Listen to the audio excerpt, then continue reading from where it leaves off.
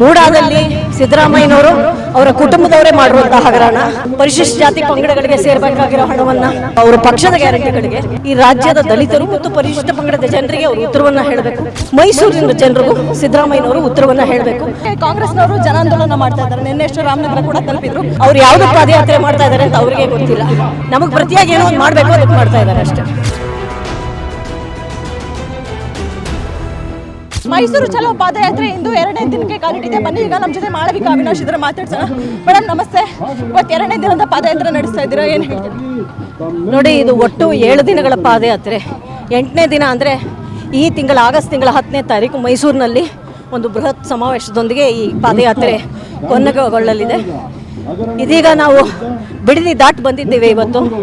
ಇವತ್ತು ಸಂಜೆ ಕೆಂಗಲ್ನಲ್ಲಿದ್ದು ನಾಳೆ ಮತ್ತೆ. ಒಟ್ಟು ಉದ್ದೇಶ ನಿಮ್ಗೆ ಈಗಾಗಲೇ ಗೊತ್ತಾಗಿದೆ, ಜನಗಳಿಗೂ ಗೊತ್ತಾಗಿದೆ.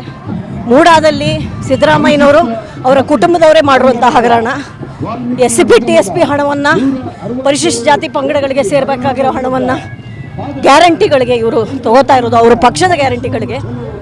3ನೇದು ವಾಲ್ಮೀಕಿ ನಿಗಮದ ಹಣವನ್ನು ತಮ್ಮ ಇಷ್ಟಕ್ಕೆ, ಮನಸ್ಸೋ ಇಚ್ಛೆ ಅವರು ತಮ್ಮ ಚುನಾವಣೆಗೆ ಖರ್ಚು ಮಾಡಿದ್ದಾರೆ.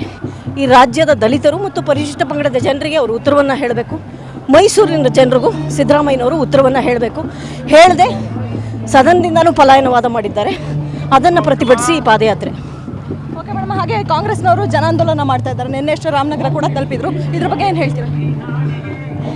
ನೋಡ್ರಿ, ಅವ್ರು ಯಾವುದಕ್ಕೆ ಪಾದಯಾತ್ರೆ ಮಾಡ್ತಾ ಇದ್ದಾರೆ ಅಂತ ಅವ್ರಿಗೆ ಗೊತ್ತಿಲ್ಲ. ನಮಗೆ ಪ್ರತಿಯಾಗಿ ಏನೋ ಒಂದು ಮಾಡಬೇಕು, ಅದಕ್ಕೆ ಮಾಡ್ತಾ ಇದ್ದಾರೆ ಅಷ್ಟೇ. ಅವರು ಒಪ್ತಾ ಇದ್ದಾರೆ ಹಾಗಾದ್ರೆ ಮೂಢ ಹಗರಣ ಎಲ್ಲ ನಡೆದಿದೆ ಅಂತ. ಅವರು ಬಿಜೆಪಿದು ಏನು ಹಗರಣಗಳೇನಿದೆಯೋ ಭ್ರಷ್ಟಾಚಾರವನ್ನ ಬಿಚ್ಚಿಡುವಂತ ಪ್ರಯತ್ನ ಮಾಡ್ತೀವಿ ಅಂತ ಹೇಳ್ತಾ ಇದ್ದಾರೆ. ನೋಡ್ರಿ, ಅವರು ಹೆದರೋಗಿದ್ದಾರೆ.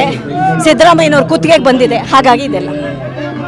ಈ ಪಾದಯಾತ್ರೆ ಆದ್ಮೇಲೂ ಕೂಡ CM ರಾಜೀನಾಮೆ ಕೊಡ್ಲಿಲ್ಲ ಅಂದ್ರೆ ಮುಂದಿನ ದಿನಗಳಲ್ಲಿ ಯಾವ ರೀತಿ ಇರುತ್ತೆ ಹೋರಾಟ? ನಮ್ಮ ಹೋರಾಟ ಮುಖ್ಯಮಂತ್ರಿಗಳು ಕುರ್ಚಿಯಿಂದ ಕೆಳಗಿಳಿಯೋವರೆಗೂ. ಇದಿಷ್ಟು ಮಾಳವಿಕಾ ಅವಿನಾಶ್ ಅವರ ಮತ್ತು ಕ್ಯಾಮರಾ ಪರ್ಸನ್ ಪಾಪಾಪತಿ ಜೊತೆ ಕವನ ಶಿವಣ್ಣ, ಬಿಡದಿ.